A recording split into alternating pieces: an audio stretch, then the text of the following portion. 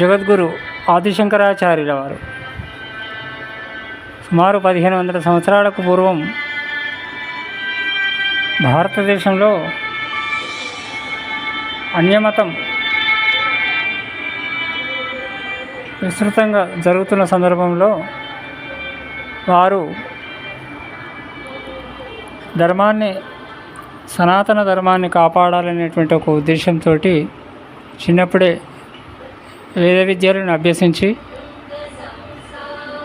తాను భిక్షాటన చేస్తూ కాలం గడుపుతూ తల్లి ఆజ్ఞ చేత చిన్నతనంలో సన్యాసం స్వీకరించి 4 దిశలలో రామేశ్వరము, పూరి, ద్వారక, బద్రీనాథ్ ఈ 4 క్షేత్రాలలో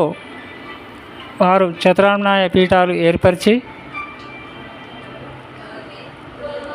సనాతన సంస్కృతి సాంప్రదాయాలను పెంపొందించడానికి అనేక కృషి చేసినారు. వారు అనేక స్తోత్రాలు, కీర్తనలు ఎన్నో రచించి సమాజానికి అందించి గొప్ప కారుణ్యమూర్తి శ్రీ ఆదిశంకరాచార్యుల వారు.